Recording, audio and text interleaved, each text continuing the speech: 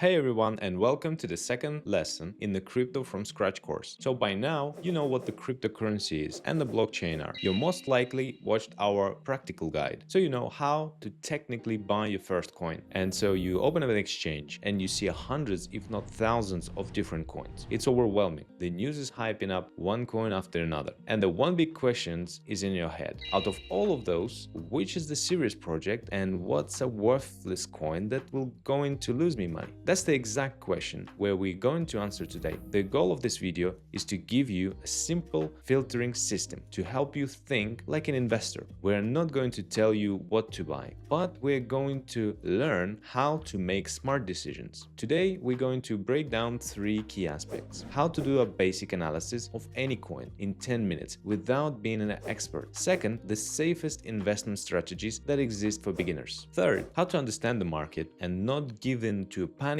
or greed. Okay, so you're ready to buy and you're standing in front of a shop counter with thousands of coins. How do you tell the fresh product from something questionable? I'm now going to give you a simple 4-step checklist you can use for any asset. First thing we do is go to the websites like CoinMarketCap or CoinGecko. You can think of them like a Wikipedia or the passport office for all cryptocurrencies. Here you can find the basic information on any project, the price, the chart, and the most importantly, what we are talking about the next is the market capitalization. Beginners all make the same mistake. They only look for the price per coin. This is fundamentally wrong. You shouldn't look at the price, but at the market capitalization. In simple terms, this is the total value of the entire project. Imagine the market cap is the size of the company. A coin with the 10 billion market cap is already a giant. A coin with the 1 million market cap is a tiny startup. The startup has more potential to grow, 100x, but the risk of losing everything is huge. The giant has less risk, but growing 100x is nearly impossible for it. Okay, so we figure out the project size, but what does it do? For the answer, we're going to the main document, the technical document, or the white paper. You don't need to read all 50 pages. Your task is to find the answers to the just two questions. What problem does this project solve? And how does it plan to solve it? Let's break this down with the three examples. Bitcoin was solving a global problem, our dependence on a bank. Every online payment required a middleman. Bitcoin's solution was to create a system where people can send money directly to each other using blockchain technology. The problem Ethereum solved was the Bitcoin's limitations. The BTC blockchain was like a calculator. It could do only one thing well. Ethereum's solution was to turn the blockchain into the world computer using a smart contracts so any application could be built on it. Then you have a project like Tron, which claims to solve the problem of Ethereum slowness and high fees, offering to be a faster and cheaper version of it. And this is where, as a beginner investor, you have to ask yourself some critical questions. Is the problem the project is solving still relevant? How unique is their solution? Or is just a copy? Does this sound like a real business plan or just a bunch of nice sounding marketing phrases? If you can't find a clear answer, that's very bad sign. And the last, simplest but most important point, who created this project? Serious projects are proud of their team and don't hide their faces. If the project team is anonymous, that's the huge red flag. Ask yourself, would you give your money to a person in a mask who don't tell you their name? It's the same thing here, and that's it. 4 simple steps. Check the passport on the coin market cap, look for the total market cap, find the problem and solution in the white paper, and check the team. This will take you 15 minutes, but it will filter out 90% of the junk projects. Okay, so you've done your analysis and you pick the few projects you find interesting. What's next? This is where beginners make their biggest mistake. They try to play a trader, guessing when the price is at the bottom and where it's at the peak. And the most of the time, it's driven by emotions. So they go all in the worst possible moment. Remember, we're not gamblers, we're investors. And an investor always has a strategy. A strategy is a set of rules that protect you from yourself. Let's break it down. The 3 main rules for a beginner. The rule number 1, the HODL philosophy. In a crypto world, you often hear the strange word HODL.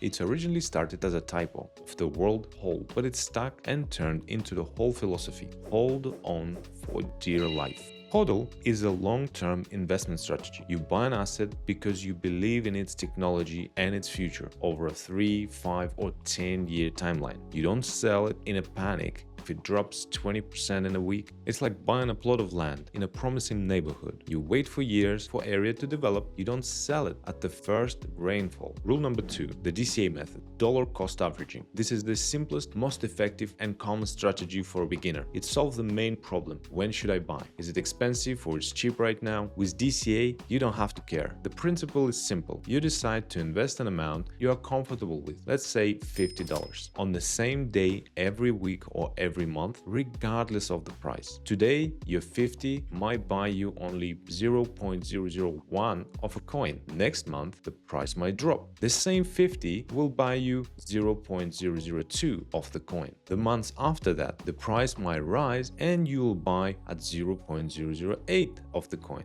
At the end of the year, you will have certain average, fair entry price. You won't have caught the absolute bottom, but you won't have bought an absolute peak either. You have simply been steadily accumulating the asset, averaging out your position. This strategy removes emotion and the guesswork from equation. Rule number 3, diversification. This is the golden rule of any investor. Don't put all your eggs in one basket. Even if you're crazy about one particular project, investing all your money into it, it's a huge risk. To start spreading your capital across 3 to 5 different coins from different sectors. For example, the main portion in digital gold, like Bitcoin, a part in application platform like Ethereum, and the small risky portion in that startup that you analyzed. So there is a 3 pillars of your strategy: hold, long-term belief, DCA, it's a regular purchases without emotion, and diversification. Spreading out your risk. By following those 3 rules, you will sleep much better at night. Okay, so you have a checklist for analysis and safe strategy.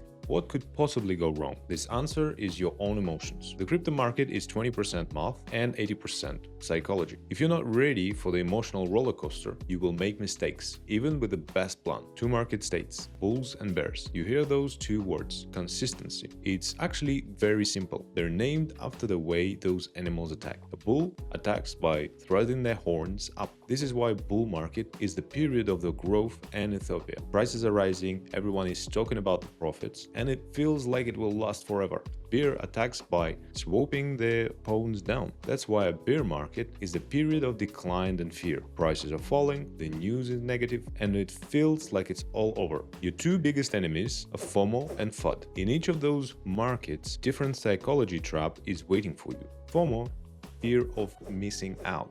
These filling areas during a bull market. You see a friend's coin shoot up 100% a day and you are afraid to miss out the departing the train.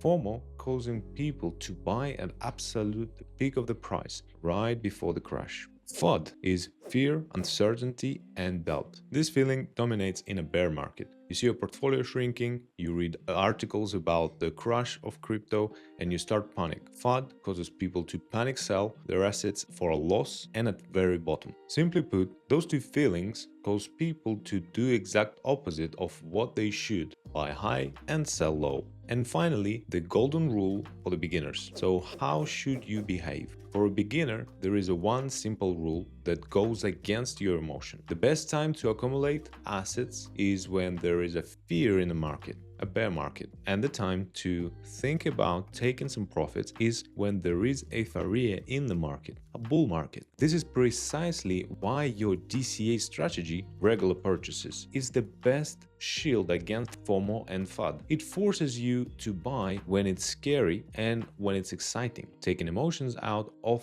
the equation. Remember, the market is cyclical. Euphoria is always followed by fear and vice versa. Your strategy is your plan that helps you avoid getting swept up in the mood of the crowd. So here it is. We are taking a huge step forward together today. You now know how to do a basic analysis, which is safe strategies to use for accumulating assets, and how to keep a cool head when the market is going crazy. You have gained a foundation that will allow you to make well thought out decisions. This is the investor mindset. But what if I told you that the active investing isn't the only way to use cryptocurrency to grow your capital? In the next 3rd lesson of our course, we are going to dive into a world of passive income in crypto. We'll break down what staking is, how to make your coins work for you, and we will also touch on the hyped up but very interesting topic of NFTs. If this video was helpful for you and you're ready to move on